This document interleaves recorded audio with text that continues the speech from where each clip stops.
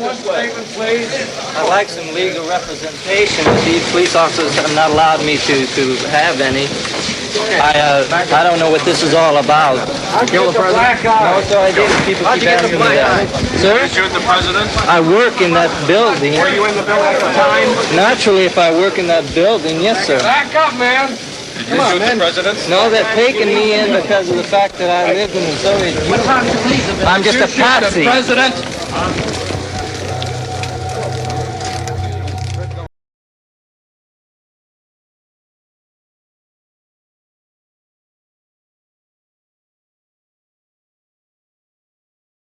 "I'm just a patsy," Oswald said. 3 words, thrown out like a lifeline. But they didn't land like the voice of a man who believed he'd be cleared. They landed like the voice of a man who understood something colder, that the role had already been assigned, and now he was wearing it. If he were truly innocent, the instinct would be to fight for oxygen, to talk, to tell his story before someone else sealed it for him. Lone actors usually want the record. They want the credit, the explanation, the manifesto that survives them. Oswald had chances. He had cameras. He had reporters. He had a stage, and he didn't take it. He stayed controlled. He asked for an attorney. And not just any attorney, one with a reputation for defending communists. He moved like a man choosing angles, choosing time, choosing survival. Not like a man celebrating what he'd done. Dallas wasn't safe. He knew it. He knew his home was being searched. He knew the net was tightening. He knew his wife, his mother, his brother, every human shield he had left would be pulled into that building. And he knew that once they arrived, the pressure wouldn't just be on him. The pressure would become personal. The pressure would become cruel. So, he did what men do when they're trapped in a room full of people who already decided the ending. He kept his mouth shut. Then the press conference. A few seconds of chaos. Flashbulbs. Shouting. Bodies crushing into each other. And in the middle of it, a reporter asked about those leaflets. Fair play for Cuba Committee. The reporter mispronounced the name. And from the background, a voice corrected him. Jack Ruby. Not later. Not after the newspapers. Right there. Immediate. Confident. Like the detail was already familiar. Like he'd already been listening for that specific thread. The reporter corrected himself and asked again, and Oswald stood there, staring forward, while Ruby's voice hung in the air like an accidental confession. How did Ruby know to correct that name in real time? And why did Ruby later on attempt to make a move on Oswald? Why did Ruby try to kill him earlier and stopped only when an officer shut the door to the interview room and shoved him back? Ruby wasn't just a nightclub owner who wandered into history. He was a man with debts, with pressure, with connections that didn't live on the surface. And he was connected to organized crime in a way that wasn't theoretical. He was tied to people who collected, people who didn't accept excuses, people who didn't allow loose ends to breathe. Ruby was in deep with Carlos Marcello. And when Marcello was deported, the people around him didn't just get angry. They got reckless. They assumed the boss was finished. They assumed he'd end up like other deported men. Gone, stranded, erased. Weeks felt like years. The empire weakened in that brief window because when men think the top is gone, the skimming starts, the stealing starts, the quiet betrayal starts. Ruby started skimming. Ruby started stealing. Ruby started living like Marcello wasn't coming back. But Marcello came back. He came back with help that moved through the Caribbean, through protection and paperwork and influence. Help tied to the Dominican Republic's strongman, a leader who understood power the way mob bosses understood it. Control the routes, control the money, control the exits. Marcello's return wasn't just a comeback. It was a humiliation that turned into fuel, because exile didn't break him. It embarrassed him. And men like Marcello don't forget embarrassment. Then the Dominican leader was assassinated, and the timing didn't look random. It looked like the same world repeating itself. People who know too much getting removed, alliances snapping shut, and the shadows cleaning up after the light makes a mess. Back in New Orleans, Marcello didn't just return to the same old rackets. He pushed into networks that overlapped with intelligence-adjacent circles and anti-Castro operations. Cuban exile movements, far-right operations, fundraising drives that moved through restaurants and businesses, shaking down sympathetic owners, collecting cash, building momentum. Marcello's businesses gave the most. Those exile groups knew where they ran their operations. They ran them around a man tied closely to Marcello, Guy Bannister, a private investigator with deep connections, the kind of figure who could bridge politics, intelligence, and street-level muscle without blinking. And around Bannister was David Ferry, another man whose name kept surfacing in the same dark geometry. Those circles weren't isolated. They touched Ruby too. Ruby visited New Orleans multiple times. Ruby moved in and out of those weeks, like a man checking in with handlers, checking in with debts, staying close enough to the center of gravity to understand what was coming. Then the calls. Ruby making calls. Ruby receiving calls. Short calls. Seconds long. Like signals. Like nudges. Like instructions to move to the nearest payphone where the real conversation happens. And then, finally, Ruby reached Oswald. Not in a courtroom. Not after testimony. Not after a defense. In a hallway. In public. In front of cameras. A clean finish. Because if Oswald talked, the story broke open. If he didn't talk, the story still had to be sealed. Either way, the loose end couldn't be allowed to live long enough to become a problem. And that's why I'm just a patsy matters. Not because it proves innocence. Because it shows awareness. Awareness that he was boxed in, assigned, positioned. Awareness that the machinery around him was bigger than him, and that the men controlling it didn't intend for him to walk out. This didn't start in Dallas. Dallas was the collision point. The network behind it wasn't built in a year. It didn't appear overnight. It was already there. Money routes, political routes, exile routes, organized crime routes, assembled for the same purpose they always serve: remove obstacles, destroy movements, keep the country divided, keep the power where it already sits. Empires don't usually die from invasion.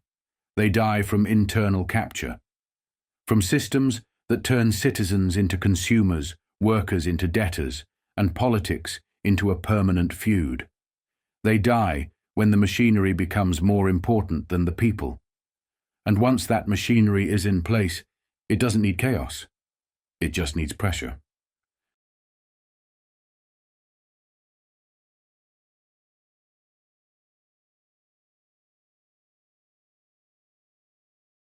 It was a cold day in Edinburgh, the kind of cold that worked its way through wool coats and into the bones.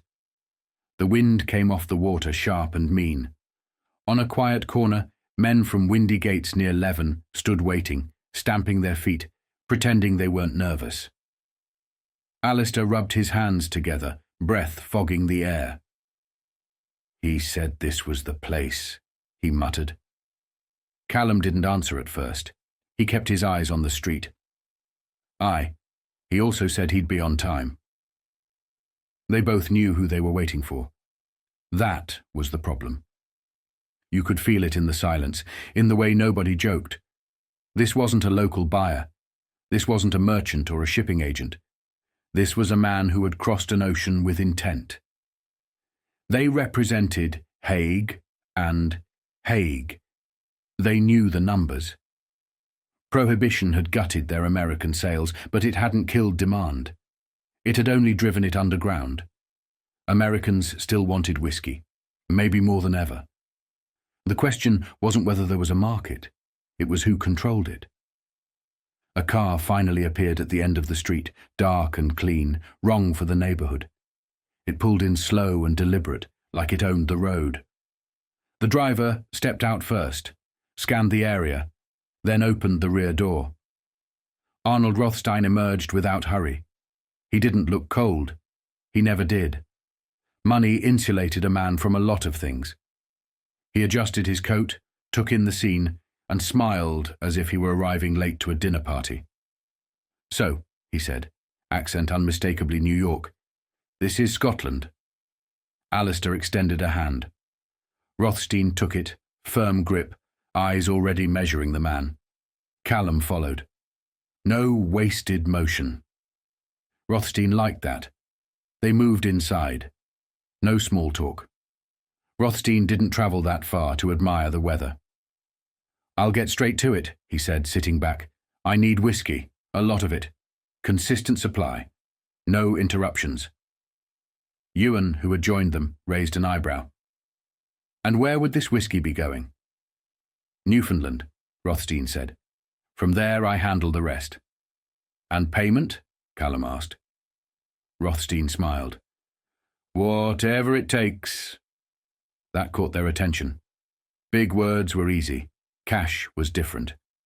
Ewan leaned back, folding his arms. "We'd need guarantees." Rothstein tilted his head slightly. He could feel the hesitation. He understood it. Scots liked to talk. They liked to circle a deal until they could see it from every angle. They also liked to see the money. "You think I crossed the Atlantic without it?" Rothstein said calmly.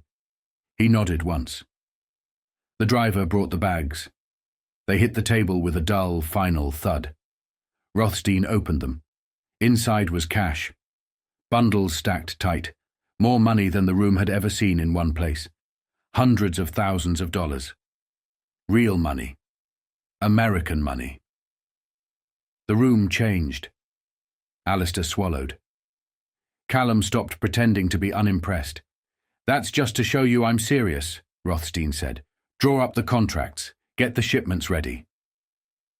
From that moment on, the deal moved quickly, and it didn't stop there. Word spread. American gangsters began crossing the Atlantic, first to Scotland, then Ireland. Irish operators followed, men like Joseph Kennedy landing quietly, building routes, shaking hands. London came next.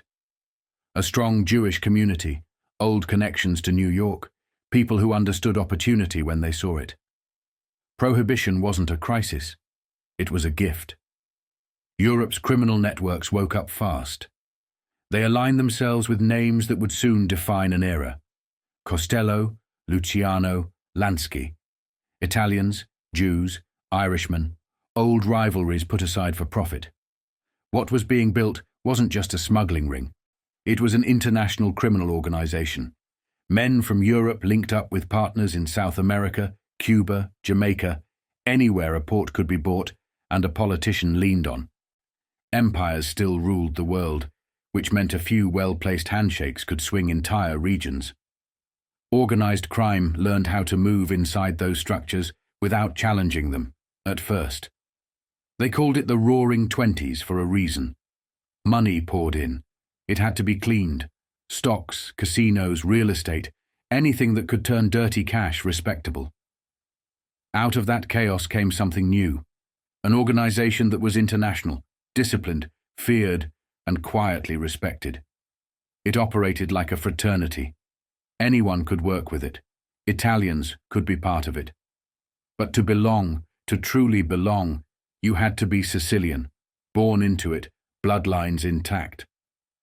Lineage mattered here the same way it mattered to elites and aristocrats. Power respected inheritance. All of it traced back to one American experiment. Prohibition didn't just outlaw alcohol. It created the infrastructure for modern organized crime, consequences that would echo for decades. To function, the network needed control: warehouses, docks, banks, transportation, shipping lanes, timetables, inventory, men, enforcement. They built a government within the government. By 1929, they were the richest criminal syndicate the world had ever seen, on their way to eclipsing legitimate giants like US Steel. In today's terms, their operations would generate tens of billions, annually real money, not mythology. But real danger required legitimacy. Luciano understood that. Power had to look useful to the state, never threatening. He backed politicians carefully. First Al Smith, then Franklin Delano Roosevelt. He avoided street-level figures. He chose aristocrats, men with bloodlines, men to whom could sit at tables he wanted access. He attended their dinners, their parties, chasing acceptance, hoping one day to shed the stigma of narcotics that clung to him from the 20s. What he didn't realize was how deeply those people despised him. They used him when they needed power and money, especially during the Depression. But they never intended to let men like Luciano into their inner world. The working class to them was a tool, nothing more. Ironically, Luciano's network became exactly what the elites needed. When labor revolted, when unions formed, organized crime stepped in as broker, enforcer, intermediary. They stabilized chaos. They made deals happen, until they grew too powerful. The elites saw the writing on the wall. Huey Long in Louisiana. Capone controlling Chicago and the Midwest. Luciano and Costello tightened their grip. Bufalino in Pennsylvania, influencing swing states. Ohio compromised. The network was everywhere. If it kept growing, it wouldn't just serve power, it could challenge it. So, they moved. Franklin Roosevelt became central, not as a gangster's ally, but as a counterweight. Judge Samuel Seabury went after corruption first. Then came Thomas Dewey, a Republican, because Democrats were too compromised to act. Dewey took down Dutch Schultz. Schultz wanted Dewey dead in retaliation. Luciano, Costello, and others intervened. Schultz was murdered instead. Then the guns turned inward. Luciano knew it. Lansky looked at him one night and said quietly, "I think it's your turn, my friend. Dewey's not stopping." What Luciano didn't see was the shadow Johnny Torrio had cast. Torrio's prostitution rackets in New York and Chicago drew heat. Luciano had been seen too often. It was enough. The charge stuck. Dewey brought him down on prostitution. One of the most powerful men in organized crime, sentenced, removed, neutralized. Whether Dewey understood the full weight of that victory is debatable. Maybe it wasn't about justice. Maybe it was the establishment delivering a lesson. No matter how big you get, no matter how many politicians or judges you touch, we can still pick you up, break you down, put you away, and decide later if we need you again. 10 years inside was enough. Luciano's father died while he was locked up, then his mother. That was the one that broke him. No funeral. No goodbye. Just a man alone in a cell, crying for a woman he would never see again. By the time the Office of Strategic Services needed someone to keep the docks secure during the war, Luciano was ready to talk.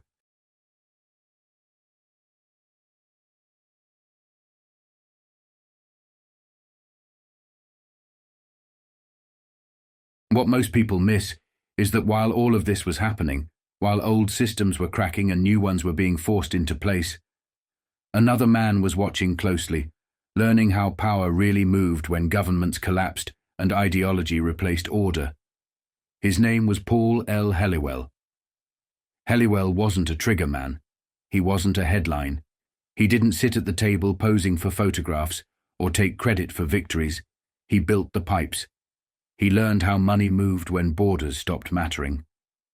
He learned how logistics replaced ideology once shooting started. During the war, he operated out of Kunming, deep inside the machinery of wartime intelligence. After the war, he helped build the channels that kept money flowing when maps were redrawn and the communists started winning. Mafia families had always understood this logic. Wars didn't run on speeches. They ran on cash, on supply, on protection. Families didn't just fight wars. They planned for them. They created joint businesses with rival families so those assets would survive no matter who won. They arranged marriages. They expanded operations not for prestige, but for redundancy. If war came, the money would still be there. It didn't matter whether you were a crime family, a nationalist movement, or a government fighting for survival. The rules were the same. China was no different. What outsiders called ideology looked, up close, like two criminal syndicates fighting street by street for control. One of them wore a uniform. The Kuomintang-led government of the Republic of China didn't survive on theory.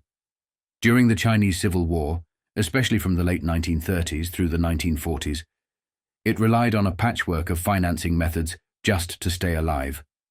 Narcotics, particularly opium, were one of them. Southwest China, the Burma-Yunnan frontier. Routes that had existed for generations were repurposed for war. This wasn't some dark secret whispered in back rooms. Inside the nationalist system, opium had always been part of the economy.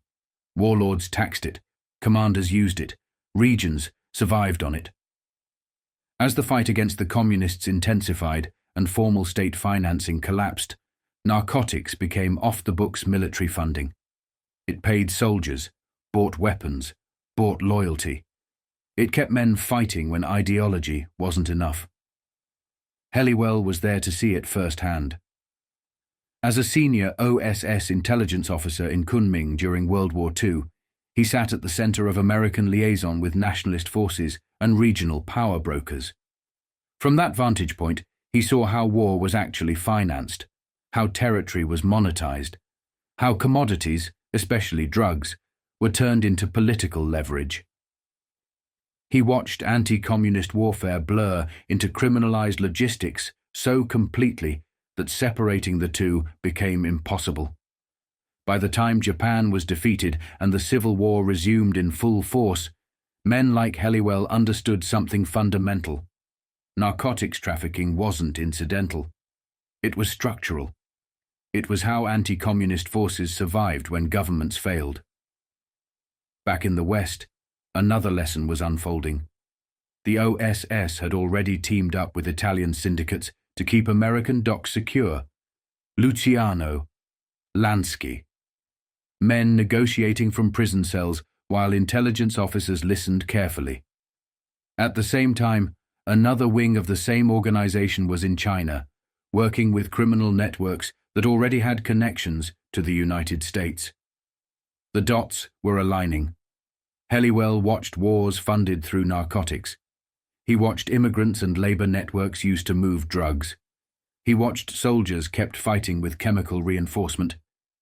He learned in real time how narcotics could function as a political weapon, a funding mechanism, and a strategic asset in an anti-communist war.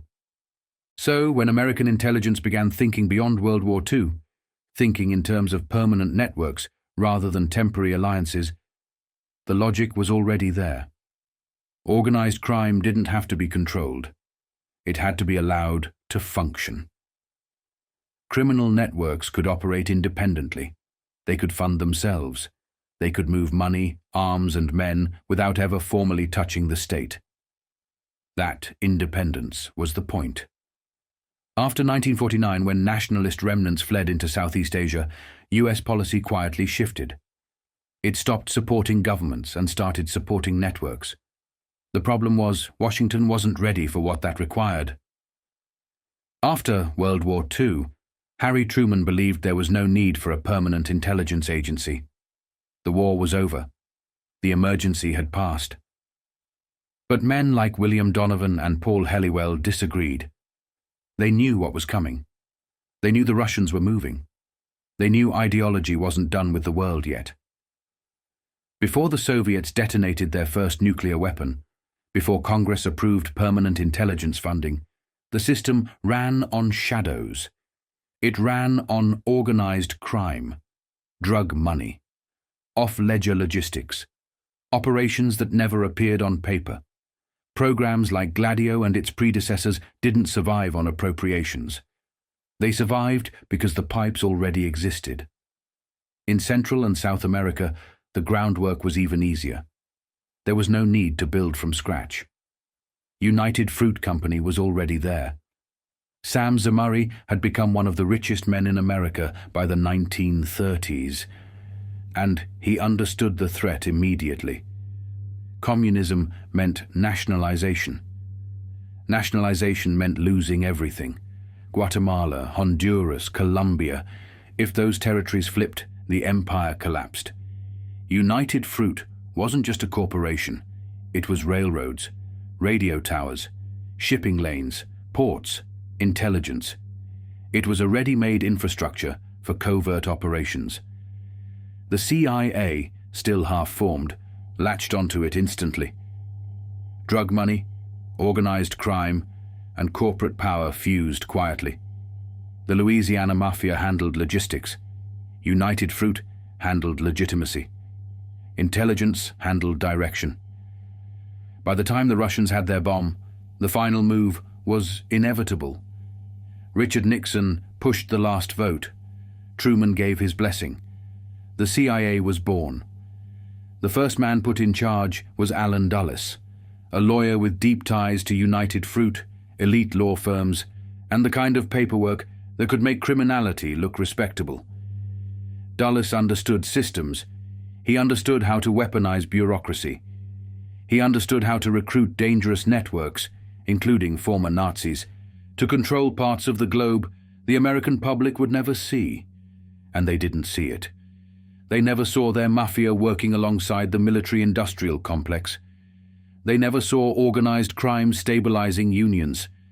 They never saw mob accountants controlling local police, judges, and public officials through quiet leverage. They never saw how many arrests were stage-managed, how figures like J. Edgar Hoover built reputations as crime fighters while relying on criminals to hand over expendable targets. They never saw how Lansky's people fed the IRS men like Waxy Gordon, sacrifices to maintain the illusion of order. What they saw was stability. What they didn't see was how it was paid.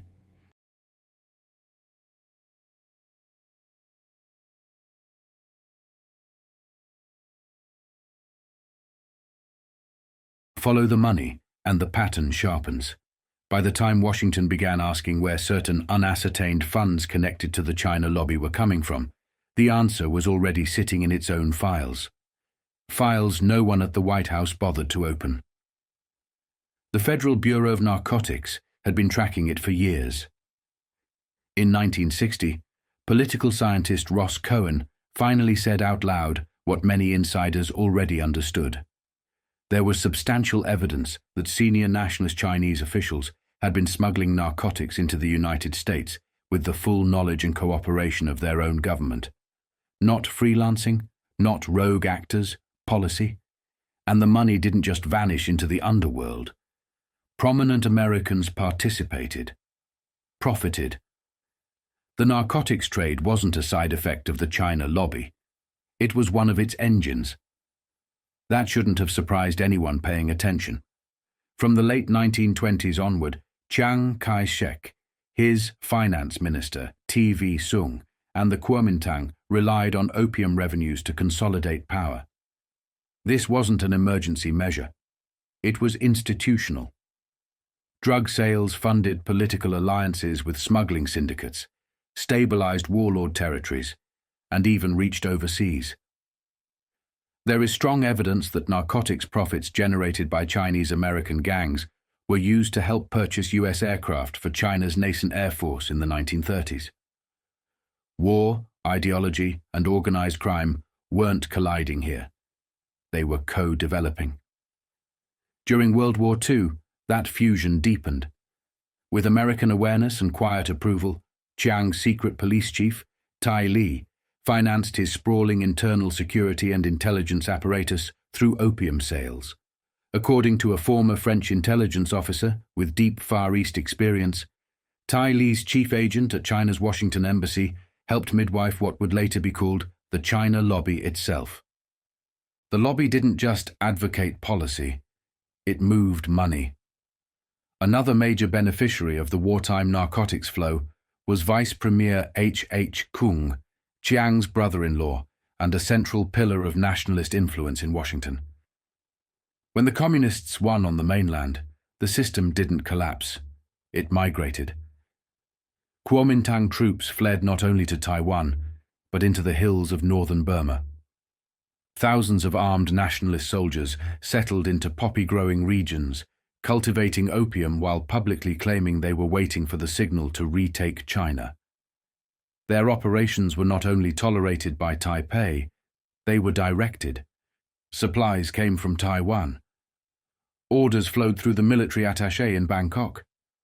By the mid-1950s, US narcotics officials had identified a Bangkok-based representative of the Sung family's Bank of Canton as a key figure in a major international heroin ring. Another US official learned that the top Kuomintang intelligence agent in Bangkok financed her operations almost entirely with opium. Her sister married into Thailand's ruling military junta. At the center of it all stood General Phao Srianonda, the head of Thailand's heavily armed national police force. Widely known as Mr. Opium, Phao provided armed protection for massive caravans of opium moving south from the Burmese highlands for export through Bangkok. Until his ouster in 1957, he was arguably one of the largest narcotics traffickers in the world. His banker was an ethnic Chinese tycoon who conveniently ran a Chinese-language newspaper promoting closer ties with the Kuomintang. Washington wasn't an observer in this ecosystem. It was a participant. The Truman administration tasked the CIA with strengthening anti-communist forces along China's periphery and cultivating allies among Southeast Asia's ethnic Chinese networks. Civil air transport, run by Claire Chennault and financed by Chiang's government, flew arms and supplies directly to Kuomintang units in Burma that were financing themselves through opium. The CIA set up a proprietary company in Bangkok called C.I.A. to arm both the Kuomintang and General Phao's Border Patrol Police. An American diplomat in Bangkok admitted it bluntly to a British journalist in 1952. It could not be denied that the United States was in the opium trade. Historian Alfred McCoy later put it plainly. CIA support for Phao and the Kuomintang didn't just tolerate the narcotics trade, it transformed it.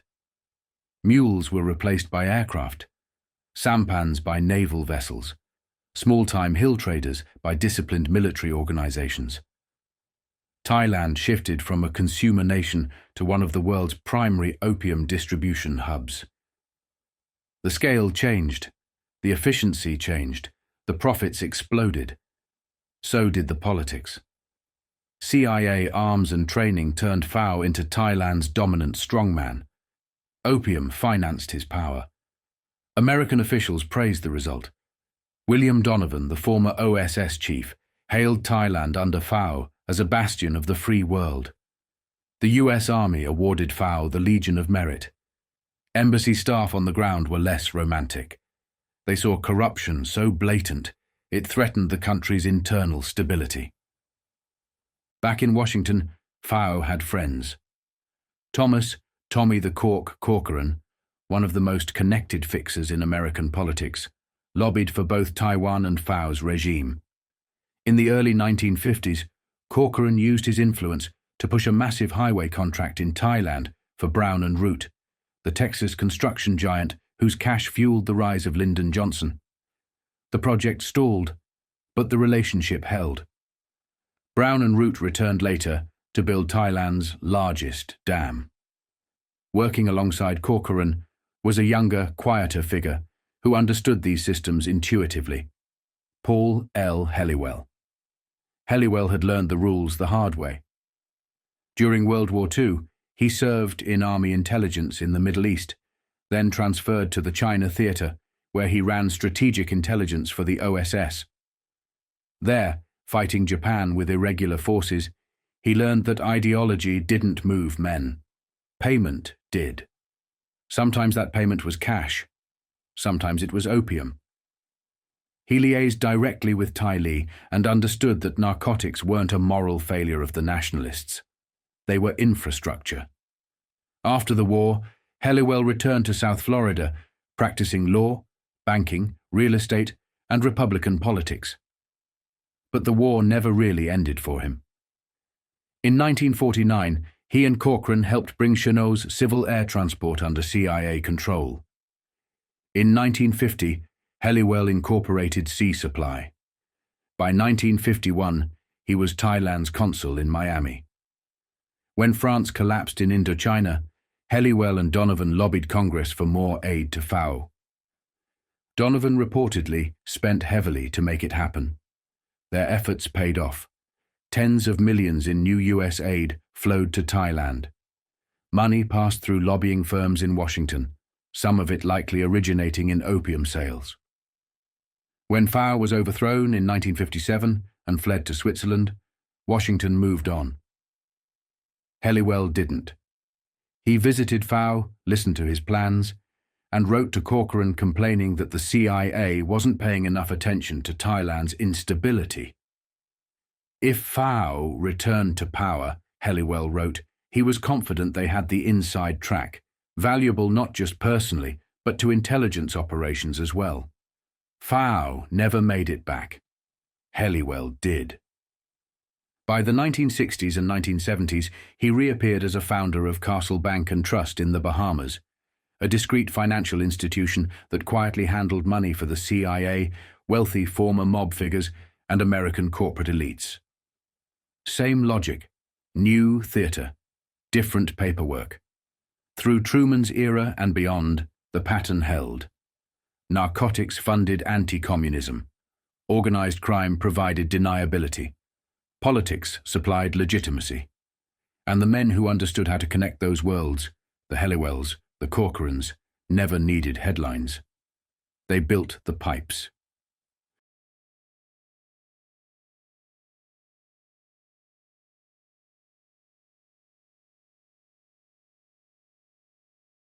What most people miss is that while those networks were forming overseas, while money, narcotics, logistics, and intelligence were learning how to live inside one another, the same logic was already hard at work inside American politics. It didn't arrive with ideology. It didn't announce itself as corruption. It arrived the way it always does, through loyalty, favors, and machines that promised order in places where democracy was messy. Harry S. Truman didn't stumble into that world. He came out of it. Unlike Franklin Roosevelt, who could flirt with underworld support and then turn reformers loose on it, Truman was shaped by a system that never pretended to be clean. Kansas City under Tom Pendergast wasn't an aberration. It was a model. Gambling, prostitution, bootlegging, narcotics, racketeering, none of it was hidden. It was administered. Pendergast wasn't just a political boss. He was a distributor of stability. Votes went where they were told. Contracts went where they were directed. And anyone who didn't understand the rules didn't last long enough to complain. Truman understood those rules early. He didn't enrich himself, and that became his moral shield. He told himself, and later wrote it down, that letting a connected thief skim $10,000 was acceptable if it prevented someone else from stealing $1 million. That kind of arithmetic only works in systems where corruption is assumed, not punished. It wasn't idealism. It was bookkeeping. When Truman rose, he rose with the machine. When indictments fell on Kansas City police officials for protecting racketeers, Truman didn't retreat from the blast radius. He won anyway. When vote fraud threatened to bring federal scrutiny down on the 1936 election, he worked quietly to make sure that scrutiny went nowhere. Loyalty mattered more than optics. By the time Truman reached the Senate, the pattern was set. By the time he reached the White House, by accident, by death, by history breaking the wrong way, he didn't see machines as a problem to be dismantled. He saw them as debts to be honored. That's where the real convergence happened. The networks that intelligence officers like Helliwell had studied abroad, systems where crime, finance, labor, and politics fused into something functional, already existed at home. Tammany Hall, Chicago, Kansas City. New York's underworld had learned long before the Cold War that legitimacy didn't require cleanliness. It required access. Frank Costello understood that better than most. He didn't need headlines. He needed proximity. He showed up at dinners. He shook the right hands. And when his people were threatened, when a mayor tied to his operation was forced out under corruption charges, the solution wasn't a trial. It was a diplomatic appointment. Mexico, safe distance, no testimony. The same logic applied everywhere. When ballot boxes disappeared in Kansas City and witnesses started turning up dead, the scandal should have exploded. Instead, it stalled. Investigations slowed. Jurisdictional excuses appeared. The Justice Department hesitated. And the men who benefited raised money, delivered votes, and kept the machinery running. At the federal level, the system grew more sophisticated. You didn't need bribes when you had patronage. You didn't need threats when you controlled licenses, loans, and enforcement. Agencies designed to stabilize the economy, the Reconstruction Finance Corporation, tax bureaus, and alcohol units, became leverage points. Loans went to syndicate-adjacent businesses. Licenses found their way into the hands of men whose criminal records had already been politely ignored. Tax cases disappeared. Liens were settled for pennies on the dollar. Organized crime didn't need to sit in the Oval Office. It only needed to know which doors stayed unlocked. And this wasn't partisan. It never is. Republicans shouted about corruption while quietly learning how to use the same machinery. Dirty money didn't care which campaign it funded, as long as the return was predictable. Fixers floated between parties, carrying cash, smoothing problems, arranging outcomes. They weren't ideologues. They were technicians. That's why the Chicago parole scandal mattered so much. Not because mobsters were released early. That had happened before. But because of how cleanly the system bent around them. Transfers arranged, tax lines reduced, charges dropped, parole boards that kept no records, warnings ignored, judges overruled. And afterward, silence. When investigators came knocking, files vanished into procedural fog. By the time the truth caught up, half the principals were dead. The lesson wasn't subtle. Power didn't disappear when exposed. It adjusted. Truman didn't have to personally intervene to benefit from this structure. That's the point. Systems like this don't require constant direction. They require tolerance, loyalty, a willingness to look away at the right moments. Truman provided that. He rewarded friends, protected allies, trusted men who had already proven they could keep secrets. The same was true on the other side of the aisle. Anti-communists thundered about morality while financing their campaigns through gamblers and syndicates. They attacked corruption publicly and negotiated with it privately. Men who would later wrap themselves in law and order rhetoric cut their teeth on money that came with expectations attached. Consultants who preached attack politics built careers representing bookmakers. Senators who warned of subversion quietly accepted favors from corporations, and rackets that needed regulation bent just slightly in their favor. What unified all of it wasn't ideology. It was utility. By the time the Cold War hardened, the infrastructure was already in place. Intelligence didn't need to invent deniability. It inherited it. The same channels that had laundered votes, money, and favors could launder operations. The same understanding that you never touch the state directly if you can work around it became doctrine. That's why men like Helliwell mattered. He didn't invent the fusion of crime and power. He recognized it. He understood that the American system already contained everything intelligence needed to operate without fingerprints. Criminal networks that funded themselves, political machines that delivered compliance, corporations that provided cover, bureaucracies that absorbed blame. Harry Truman didn't create that world, but he stepped into it fully formed and chose not to dismantle it. What people saw was stability, prosperity, victory in war, the birth of permanent intelligence.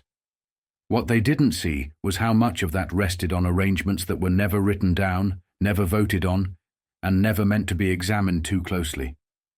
That was the real inheritance of the era. Not just the Cold War, not just the CIA, but a governing philosophy that treated organized crime not as an enemy to be destroyed, but as a system to be managed, quietly, loyally, and as long as it remained useful.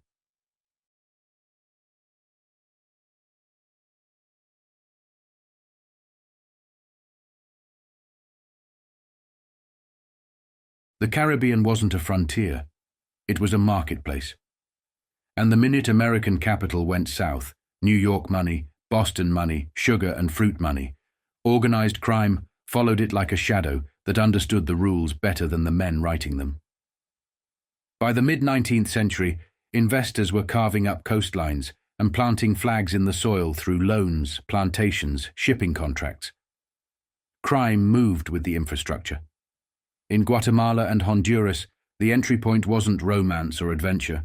It was the docks, the New Orleans docks. That's where the ties formed. Banana companies, gambling, narcotics, the quiet marriages between legitimate shipping and illegitimate cargo. In Mexico, the footholds came through gambling and drugs in the 1940s. In Cuba, the arrangement was cleaner because the man at the top made it clean. General Fulgencio Batista.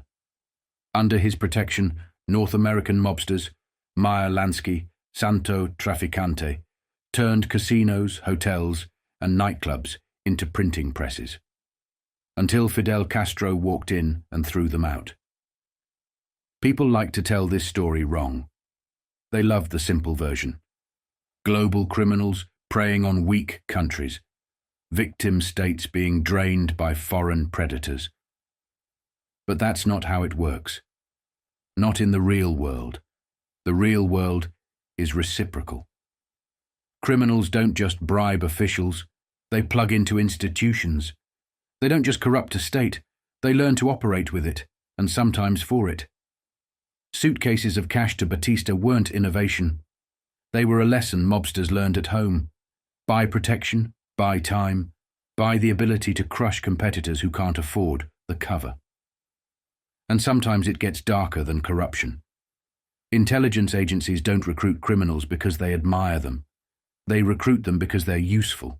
Violence without fingerprints, bribery without paperwork, seduction without policy memos. Deniability. That's the word that turns crime into strategy. The CIA used the Corsican underworld to break communist power on the Marseille docks after World War II. It backed opium traffickers across Asia for decades because they were anti-communist and already armed. It helped create consequences, Latin drug cartels swelling in the wake of contralogistics in the 1980s, because the mission came first and the accounting came later. And foreign governments learned the same trick in reverse.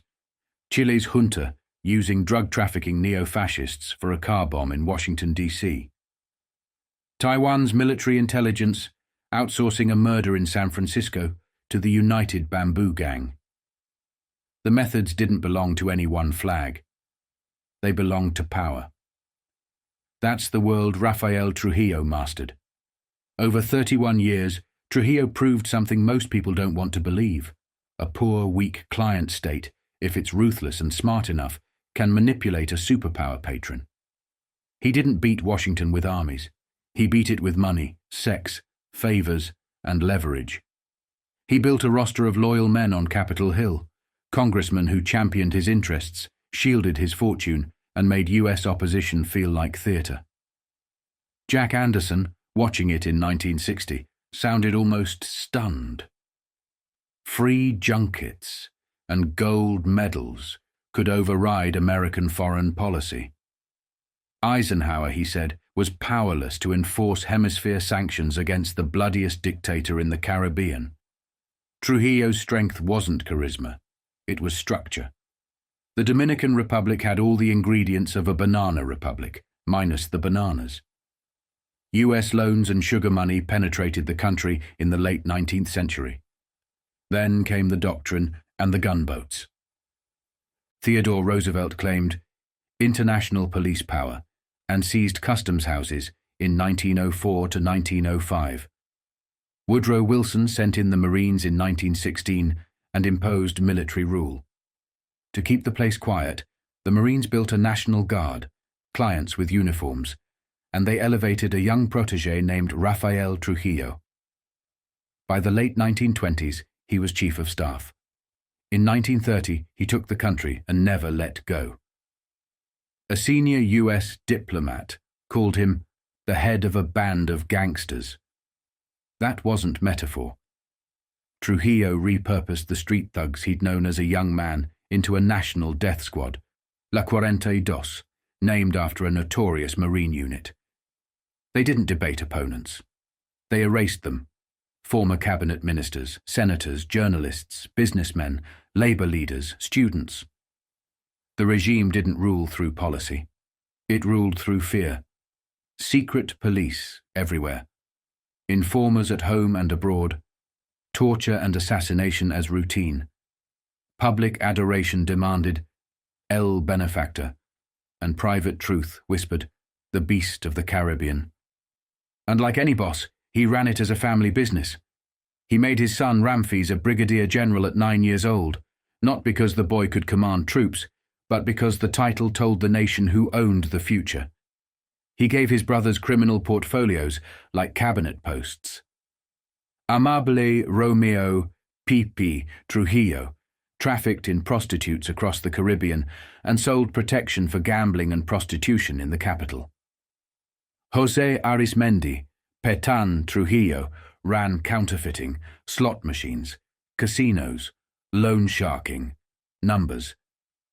Petan also controlled the propaganda megaphone, La Voz Dominicana, and that radio station wasn't just politics, it was a racket. A former Dominican congressman, Germán Ornes, described it like a wire diagram. A numbers syndicate stretched across Havana, Panama, Caracas, selling tickets tied to a harmless radio raffle.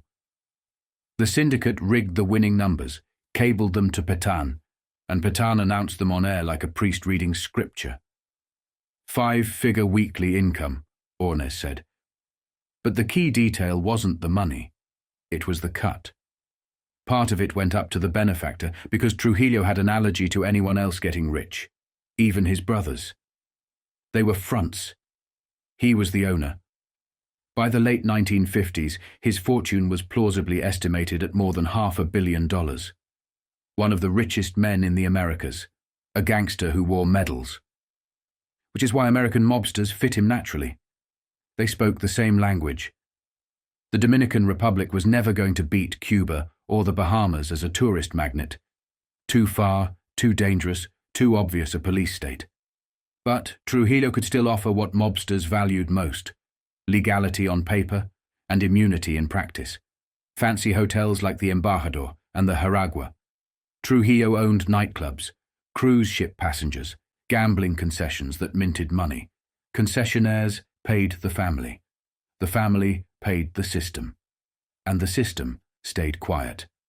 In 1957, Trujillo's Washington lawyer, Francis Rosenbaum, escorted a group of major gamblers, Las Vegas, Havana, plus a former Howard Hughes lobbyist, to inspect casino concessions in Dominican government hotels. That same year, a senior Chicago outfit figure visited Ciudad Trujillo and spoke to the secret police chief, General Arturo Espaillat, like a developer scouting waterfront property. Bring in 3,000 slot machines, run gambling flights from Miami, build a new casino, make the town a second Havana. The mob wasn't just looking for profit. They were looking for replacement. Castro had kicked them out. They needed a new platform. Meyer Lansky, Bufalino, Carlos Marcello, and Philadelphia boss Angelo Bruno smelled it early. Numbers racket roots. A vast empire. A seat at the informal National Mafia Commission that settled disputes among families. He'd already invested in Havana's Plaza Hotel Casino. In 1957, a lenient parole officer even let him travel to Florida and Cuba to manage investments. On that same trip, he stopped in the Dominican Republic. He and associates considered buying the Hotel Presidente to open a casino. He wasn't alone. Trujillo staged a global advertisement for himself from 1955 to 1956, the International Fair of Peace and Brotherhood of the Free World, a $40 million monument to his own myth. Vice President Richard Nixon attended, and inside the fair sat a very specific attraction, Independencia Park, modelled on Coney Island, where tourists could play slot machines supplied by a Philadelphia racketeer who fronted for Angelo Bruno. The fair manager, Bernard Allen, kept leasing the park after the fair ended, with Bruno hiding as a partner. By 1960, Allen had approval to install at least 200 slot machines nationwide, splitting profits with the government and paying kickbacks to Trujillo's uncle, Interior Secretary Virgilio Alvarez Pina. When Trujillo was murdered in May 1961 and Dominicans demanded the gambling parlors be closed, the pressure didn't just come from the street. It came from Washington, because Trujillo had spent years buying friends there. In June 1961, South Carolina Senator Olin Johnston wrote to the caretaker President Joaquin Balaguer to protect Allen's $200,000 investment, reminding him the business existed by the personal orders of the late Generalissimo. Balaguer replied in the tone of a man who understood the old power hadn't fully left the room. Johnston thanked him for bending over backwards to help, my friend. What went unsaid, what mattered, was that Angelo Bruno was a partner in Allen's operation, and Johnston had a history. Years earlier, he'd tried to block deportation of a notorious Kansas City racketeer and convicted narcotics trafficker. This wasn't ideology. It was service. Then came Castro, the mortal enemy that made these alliances operational. Castro didn't just take Havana. He took the mob's balance sheets. 3 weeks after his victory, he went to Caracas and shouted the slogan out loud, "Trujillo next." In June 1959, a Cuban-backed force of Dominican exiles invaded and was annihilated. Trujillo responded the way he always did, propaganda, money, and violence. He built a foreign legion stocked with ultra-rightists from Spain, Germany, Yugoslavia. He recruited Miami police officers, 2 from intelligence, 1 to supply prostitutes to officials back in Ciudad Trujillo. He turned Florida into an extension of his security state. And then he reached for a wild instrument, William Morgan. Morgan was a young American soldier of fortune, a guerrilla commander in the Escambray who had fought Batista. After Castro won, Morgan drifted, disenchanted, restless, broke, living on a stipend of $125 a month with hundreds of fighters who could be remobilized fast. The CIA looked at him for psychological and paramilitary work and rejected him as an extreme psychopath. Trujillo looked at him and saw a match. In February 1959, Morgan wrote Trujillo offering to bounce Castro from power. Trujillo ordered Johnny Abes Garcia, his chief of military intelligence, his knife, to handle it. $1 million promised, hundreds of Foreign Legion fighters, Cuban exiles in the Dominican Republic led by General José Eleuterio Pedraza, Batista's former chief of staff, training a Cuban liberation army. The plan read like a fever dream with funding. Connect with Morgan's forces, sabotage the Cuban Air Force, assassinate Fidel and Raúl, install a provisional government. Trujillo's business friend William Pauly opened a $1 million line of credit at a New York bank. Pauly even bragged to the CIA that Trujillo was willing to cooperate in every way to organize the overthrow of the communist regime. Batista, watching this circus from exile, called Trujillo's mercenaries murderers and vermin and warned they'd cause a bloodbath if they succeeded. Through Irving Davidson, who was Carlos Marcello's representative in Washington and considered his best friend and most loyal business partner who helped him kill the Kennedys. Batista made sure US intelligence heard about Trujillo's plans. He wanted Washington to stop it. Washington didn't stop it, because Miami had become what General Espaillat called an anthill. Cops and deputy sheriffs, jewel thieves, gun runners, mobsters, gambling syndicates, bolita operators, killers, Cuban rebels, catering to Latin violence as a major Miami industry. In that ecosystem, plotting didn't require permission. It required connections. Mobsters dispossessed by Castro began backing counter-revolutionary plans to restore their casinos. Trujillo's plot intersected naturally with theirs. Morgan's own background fit the world.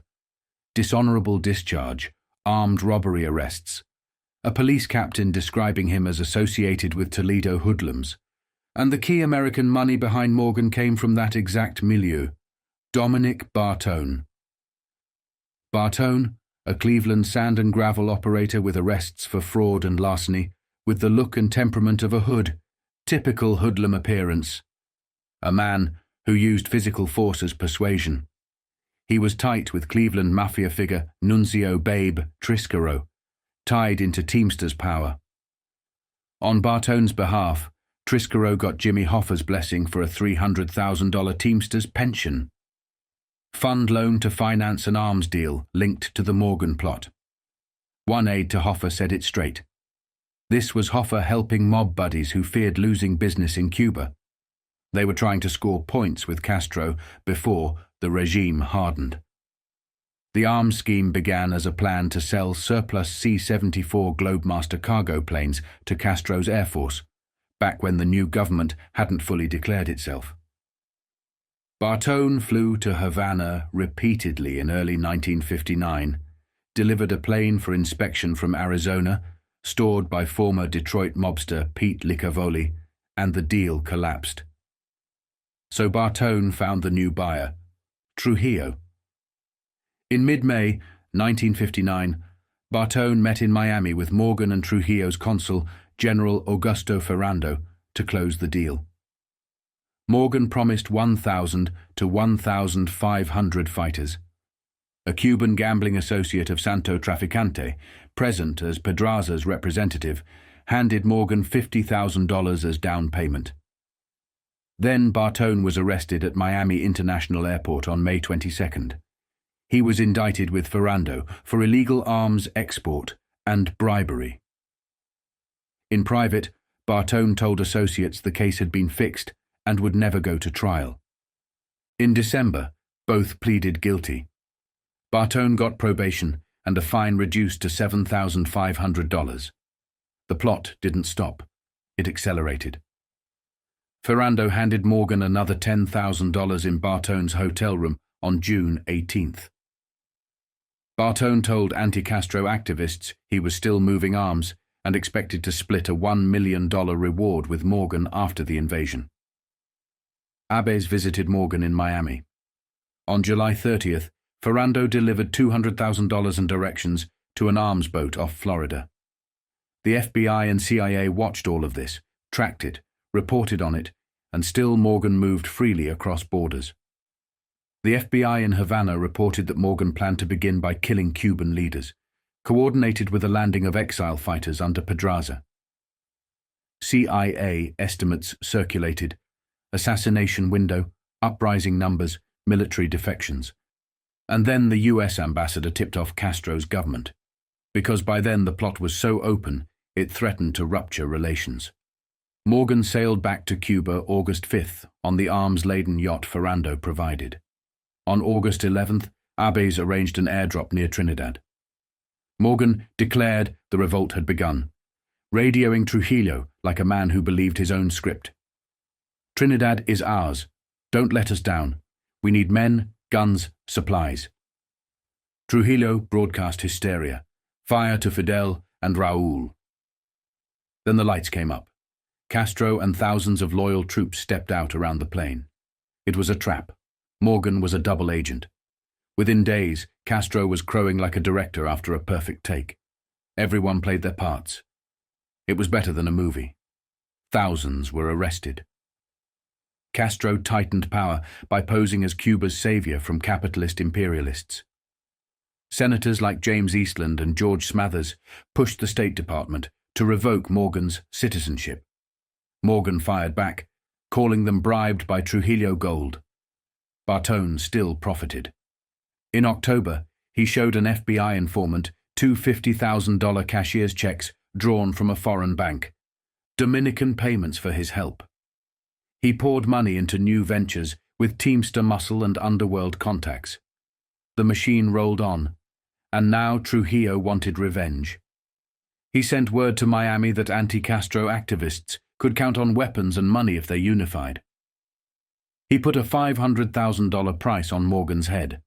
Norman Rothman, Traficante's former Havana casino manager, met with exile leaders about having an American crime syndicate sign a contract to kill Morgan.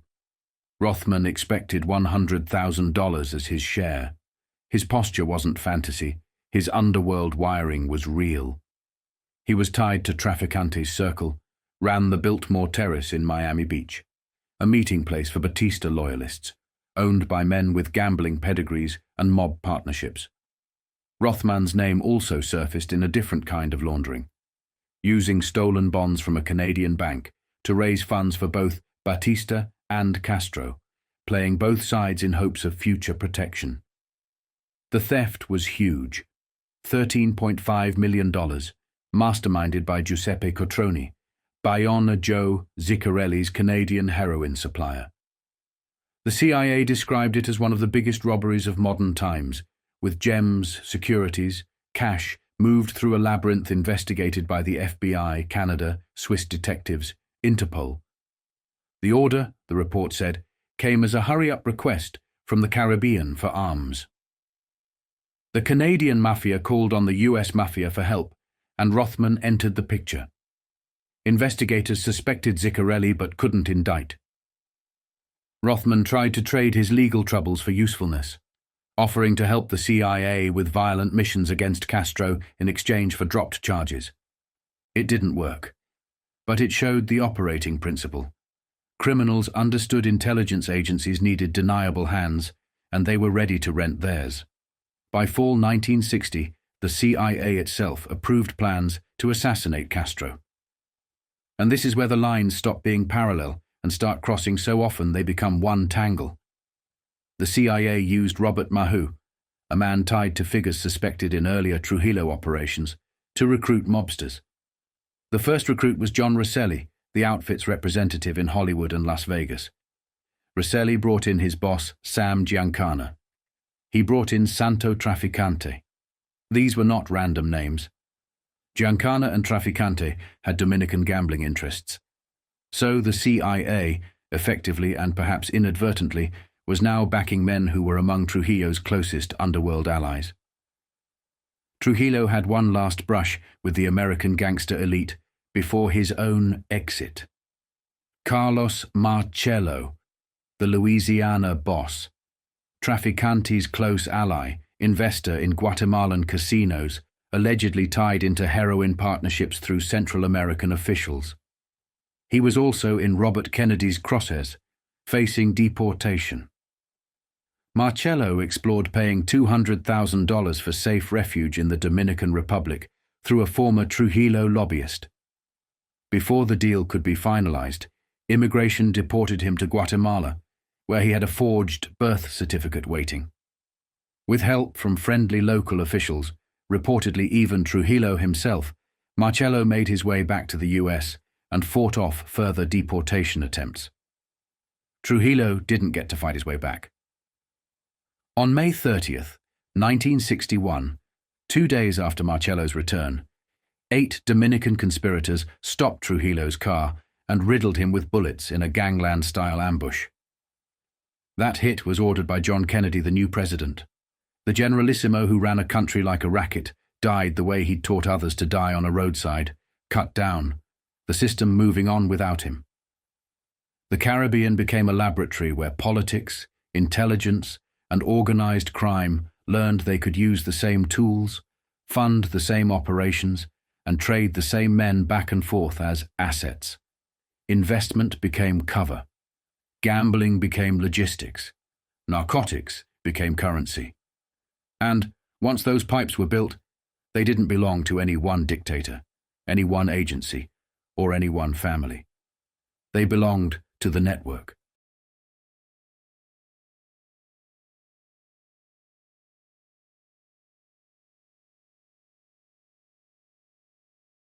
When John Kennedy walked into the White House on January 20th, 1961, nothing on the surface changed.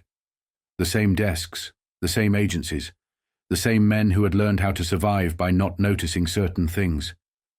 For decades, organized crime had lived comfortably inside that blind spot. It wasn't treated as a crisis or a threat. It was a local problem, police business, city business, something to be tolerated, managed, and quietly accommodated. That illusion lasted exactly 1 day. On January 21st, Robert Kennedy was sworn in as Attorney General. 35 years old, no patience, no appetite for inherited excuses. He took over a Justice Department that had spent years orbiting the Mafia without ever making contact. Files were buried. Investigations slowed to a crawl. Prosecutors learned which cases to lose softly. J. Edgar Hoover had denied the existence of a national crime syndicate for so long that the denial itself had hardened into doctrine. Robert Kennedy tore straight through it. He ordered internal reviews immediately, FBI priorities, dormant organized crime files, prosecutors who had gone soft. He didn't describe the Mafia as vice or corruption. He described it as structure, parallel power, a shadow government that moved money across state lines, controlled unions, intimidated courts, and answered to no one. That language changed everything. Once framed that way, organized crime stopped being a nuisance and started looking like a national security threat. Within weeks, Kennedy built a new weapon inside the Justice Department, a dedicated organized crime and racketeering section. Weekly briefings were demanded from the FBI, names, hierarchies, money flows, labor rackets, gambling routes, narcotics. Hoover resisted. Kennedy bypassed him. U.S. attorneys were empowered directly. If the Bureau wouldn't move, prosecutors would. By early spring of 1961, Kennedy saw the deeper picture. Criminal networks didn't just corrupt institutions, they mirrored them. Intelligence failures, political cowardice, organized crime, the same ecosystem. And when the Bay of Pigs invasion collapsed in April, that belief hardened into certainty. The failure didn't slow the Justice Department. It sharpened it. If foreign enemies could undermine the state through secrecy and deniability, criminal syndicates could do the same, only from the inside. So, he escalated. Labor racketeering became the pressure point. Unions were the Mafia's bloodstream. Pension funds, construction locals, trucking corridors, clean money that could be bent quietly. Internal DOJ memos stopped using criminal language and started using strategic language. Cases would follow money, not bodies. And in New Orleans, one name stood apart. Carlos Marcello wasn't loud. He didn't court publicity. That was the danger. He had survived Senate hearings, convictions, deportation threats by understanding the system better than the men sworn to enforce it. He hid behind lawyers, paperwork, and procedural delay. That insulation made him untouchable, until Kennedy changed the rules. The new strategy wasn't dramatic. It was bureaucratic. Immigration law. Remove the men courts couldn't reach. Marcello was flagged immediately. Alien status. Citizenship fraud. Vulnerability. In early April 1961, the decision was executed with the efficiency of an intelligence operation. No hearings, no warning. Immigration agents seized Marcello and put him on a plane. Guatemala. He was dumped there like excess cargo. No ceremony, no appeal. A message delivered in silence. 2 weeks later, The Bay of Pigs imploded. The timing wasn't lost on anyone who understood how power really moved. The same underground routes that carried arms and cash for anti-Castro operations had been carrying gambling money, narcotics, and influence for decades. The humiliation in Cuba didn't produce restraint in Washington. It produced resolve. Criminal power, foreign or domestic, would not be allowed to operate beyond reach.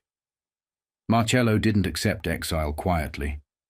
His way back ran through the Caribbean, through a man who governed the way Marcello lived. Rafael Trujillo, the Dominican dictator, had turned his country into a personal racketeering empire. Casinos, smuggling corridors, intelligence services, contract killers, tools of state power. Trujillo knew American mobsters. He did business with them. He understood favors. Through Dominican channels, false documentation, political protection, logistics that never appeared on paper, Marcello made his way back into the United States. No courtroom, no headlines. He slipped back into Louisiana the way he always had, through relationships and silence. The deportation meant to end him became a humiliation instead. He didn't forget who ordered it. And then the pattern repeated. On May 30th, 1961, weeks after Marcello's return, Trujillo was assassinated. His car was ambushed on a Dominican highway. The killing was fast, professional, unmistakable. The removal of a dictator, yes, but also the removal of a man who understood too much. About intelligence games, about mob alliances, about how governments and criminal networks overlapped in the Caribbean. The sequence was impossible to ignore. Within a single season, a mafia boss is deported. A CIA-backed invasion collapses. That same boss returns with help from a Caribbean strongman, and that strongman is then murdered in a textbook ambush. Different countries, different headlines, same subterranean world. To men like Marcello, the meaning was clear. Governments would strike first, now. They would humiliate you, exile you, eliminate allies when they became inconvenient. The old accommodations were gone. This wasn't about bribes or blind eyes anymore. It was about survival. Kennedy believed he was dismantling a shadow government before it could hollow out the state. Marcello believed the state had declared war on him personally. Everything that followed grew from that collision. It wasn't chaos, it was pressure. And pressure never explodes at random. It breaks where the structure is weakest.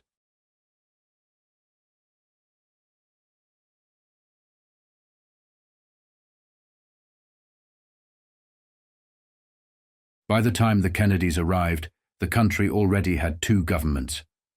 One of them lived in daylight. Elections, speeches, committee hearings, flags behind podiums, law books held up like scripture. The other one lived in the seams. Cargo manifests, bank ledgers, union votes counted in backrooms, passports stamped for people who shouldn't exist, and men who could disappear a problem without ever filing a report. That second government didn't need to overthrow the first.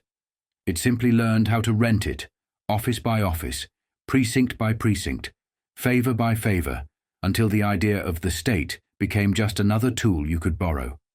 Harry Truman didn't invent that world. He inherited it the way machine politicians inherit an envelope, without asking who first printed the bills. Truman came out of a system that didn't treat corruption as scandal. It treated it as maintenance. Kansas City under the Pendergast machine wasn't an exception to American democracy. It was democracy's shadow operating on schedule. Contracts, patronage, police protection, vice, administered like public services. Truman learned early that the difference between order and crime was usually just whose hands were on the levers. In his mind, the dirty work was tolerable if it kept the engine running.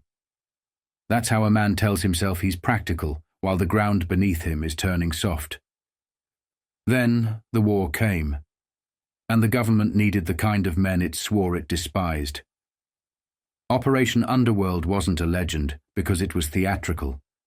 It was legend because it was simple. The docks mattered, the unions mattered, the shipping lanes mattered, and the people who actually controlled those things weren't always wearing badges. Intelligence learned what organized crime already knew. If you needed something done without fingerprints, you didn't hire saints. You hired professionals. You made a deal, you kept it quiet, you called it patriotism, and you pretended the moral bill would never come due. That was the moment the marriage became official. State power and criminal logistics trading vows in the dark. And once you've seen it work, you don't forget the efficiency. You reuse it, you scale it, you export it. That's where the post-war era becomes a conveyor belt of the same idea wearing different uniforms. Gladio, stay-behind networks, anti-communist cutouts, private armies that were never supposed to exist on paper. A world where security becomes a word elastic enough to cover anything. Propaganda, sabotage, assassination plots, smuggling pipelines, offshore finance. The public thinks these are separate stories, spies on one side, gangsters on the other. But the mechanics are identical. You need money that can't be traced, men who can't be subpoenaed, and a bureaucracy that can lose a file without ever admitting it existed. That's why names like Alan Dulles matter, not because they were movie villains, but because they understood systems. Dulles understood that the cleanest power is the kind that doesn't look like power at all. A law firm here, a board seat there. Corporate cover that gives you plausible deniability, and a logistics skeleton you can hang operations on without building anything from scratch. United Fruit had ships, ports, airstrips, radio rooms, local enforcers, politicians on payroll, and a public face that looked like commerce. It wasn't just a company. It was a ready-made operating platform, an empire with paperwork. And when you need a second platform, when you need something even quieter, men like Meyer Lansky come into the story not as caricatures, but as the invisible accountants of the underworld, the people who know how to move money without noise, how to make cash behave like it belongs, how to turn crime into an instrument. The CIA didn't have to become the Mafia. The Mafia didn't have to become the CIA. They only had to discover that their interests overlapped often enough to share infrastructure. Once the pipes exist, ideology becomes decoration. That's what changed everything in the 10 years before Dallas. The separation, the comforting idea that crime is over there and government is over here, started collapsing. Syndicates became contractors. Contractors became cutouts. Cutouts became policy. And every time the machine worked, it got harder to tell where the badge ended and the street began. Then John Kennedy arrived, and the problem wasn't that he didn't understand the machine. The problem was that he thought it could be separated back into its parts, crime on one side, state on the other, like a surgeon undoing a fusion. Robert Kennedy came in like a man who believed the law still meant what it said. Organized crime to him wasn't folklore. It was an alternative government. Unions as tax base, gambling as revenue, narcotics as foreign exchange, judges and cops as local regulators. He treated it like a national security threat because, functionally, that's what it was. He went after the Teamsters because the pension money was oxygen. He went after bosses like Marcello because they weren't just criminals, they were hubs. But every time he pulled one thread, another one surfaced in his hand. That's the part people miss. In that era when you tugged on organized crime hard enough, you didn't just find bookies and Shylocks. You found connections that ran through intelligence-adjacent circles, anti-Castro operations, private investigators who didn't behave like private citizens, exile groups that weren't just political, they were operational. You found the same names appearing in the same rooms for different reasons, using different language to describe the same work. New Orleans is where that overlap stops being abstract. Carlos Marcello wasn't loud. He didn't need to be. Power like his survives by staying inside institutions, labor, courts, business licenses, police relationships, while letting other people take the heat. But New Orleans in the early 1960s wasn't just a traditional rackets town. It was a crossroads, ports, Cuba, exile money, arms whispers, private networks that could do things the official government couldn't admit doing. That's where Guy Bannister steps into the frame, not as a headline but as a conduit. A man with a private office and public posture, but with a gravity that drew in the kind of people who didn't come around unless they had a purpose. Around him, the atmosphere was crowded with men who spoke in anti-communist absolutes and moved in practical logistics. David Ferry wasn't a statesman.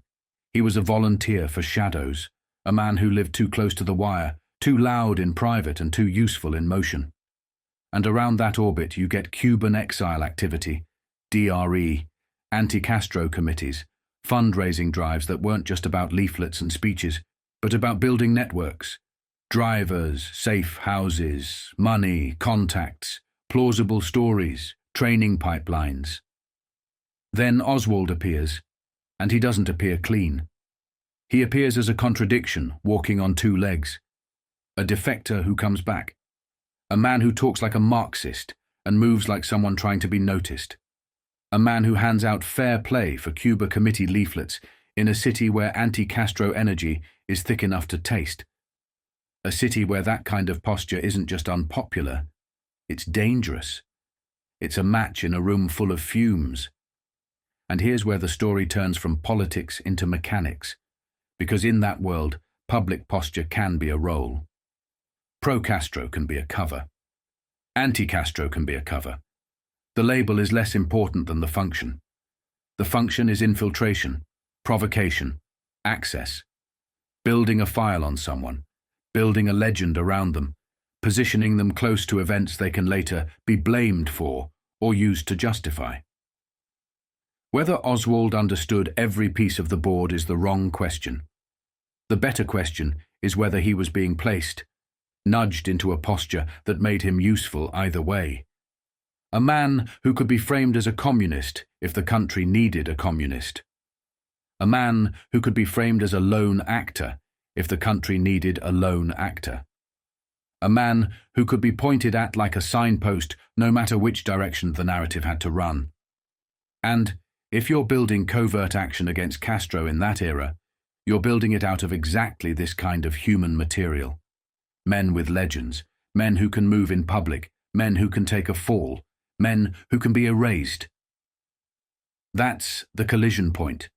The same ecosystem that produced anti-Castro operations also produced organized crime profit. Casinos lost in Havana, assets seized, men humiliated, grudges sharpened. And at the same time, the government is quietly leaning on underworld expertise when it needs deniable force. Each side is convinced it's using the other. In reality, they're building a shared operating system. So when Robert Kennedy swings at organized crime, he's not just swinging at gamblers and union thieves. He's swinging at pipelines that have become useful to intelligence work. He's swinging at people who have provided deniability, logistics, money movement, muscle. He's swinging at a structure that, over the last decade, has been folded into a national security apparatus without ever being formally adopted.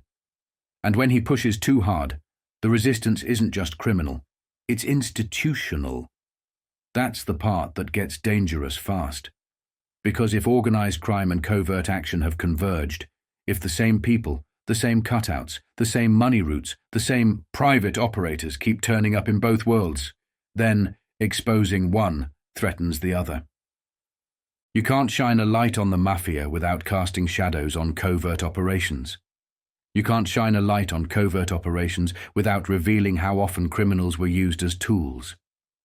You can't pull apart a fusion without breaking bones. Now, take that pressure and put it onto a calendar. Late September 1963 is the kind of period where details start lining up like teeth on a zipper. Public exposure increases. Informants flip. Committees run hot. The underworld feels squeezed. And when the underworld feels squeezed, it doesn't think in terms of ethics. It thinks in terms of exits. At the same time, the intelligence world is watching its own lanes tighten. The plausible deniability infrastructure works best when no one is staring at it. But now you've got exposure creeping closer. You've got investigations intersecting with exile groups, private operators, arms talk, money talk. You've got the kind of scrutiny that makes everyone in that ecosystem start asking the same question. Who's going to be left holding the bag? That's the psychological moment where the idea of a patsy stops being a slogan and becomes a survival plan. If Oswald was being used, whether as an asset, a provocateur, or simply a man being positioned for future convenience, then a shutdown is catastrophic. Because the shutdown doesn't just end a job, it ends a purpose. It ends the possibility of being rewarded. It leaves him exposed in the one way that matters most, not ideologically, but socially. His reputation burned, his life narrowed, the public record of his defection sitting there like a scar. And in a world where reputation is currency, being left with nothing but a scar is not a life. A man like that doesn't need to be a mastermind to be dangerous. He only needs to feel trapped and disposable. And that's where the direction changes from covert action to something else entirely. Because once a person believes they've been selected to take the fall, they stop behaving like a participant. They start behaving like an escape artist, or like a man who wants to flip the board over before the game ends. Then the political logic comes in behind the personal logic, like a second engine. If Kennedy stays in place, the pressure continues. The FBI, the Justice Department, committees, exposure, more light, more fractures, more risk. If Kennedy is removed, the temperature changes. New leadership, new priorities, old relationships quietly restored, investigations redirected, operations revived under different language. 2 birds, 1 stone. The underworld solves its problem, and the covert world gets its freedom of movement back. Not because the CIA orders the Mafia, or the Mafia orders the CIA like a cartoon. Because when 2 systems are fused, the same outcome can serve both without anyone needing to write a memo. That's what convergence looks like in real life. No single villain, no single meeting, no cigar smoke cabal signing a contract. Just a shared interest in restoring the old insulation, restoring the blind spot. And that's why the Kennedy offensive felt, to the people living inside that merged ecosystem, like an existential threat. Not a policy dispute, not a prosecutorial surge. A threat to the entire operating system. Once you accept that, the rest of the story stops looking like random events and starts looking like a chain reaction. New Orleans links, exile links, leaflets, Mexico, cameras, men in suits and men in clubs and men in offices that aren't officially offices. Pressure rising, trust collapsing, paranoia spreading, the calendar tightening. Then Dallas, the place where public power and private power collide in front of the whole world. And if you want the darkest version of it, the version that explains why everything feels like it happened so fast afterward, it's this. When Kennedy tackled organized crime, he was stepping into the intelligence bloodstream that had been using criminal infrastructure for a decade. When he threatened covert systems, he threatened the criminal networks that had become their contractors, their bankers, their deniable hands. The 2 worlds had been learning each other's language long enough that they were starting to sound the same. He wasn't just cracking down on the Mafia, he was cracking down on the method. And in that world, when you threaten the method defends itself, quickly, quietly, and in a way that ensures the story can be sealed before anyone has time to understand what they just saw. That's what the fuse looks like before it reaches the charge. And that's why before the patsy ever speaks, the machinery has already decided what he will be.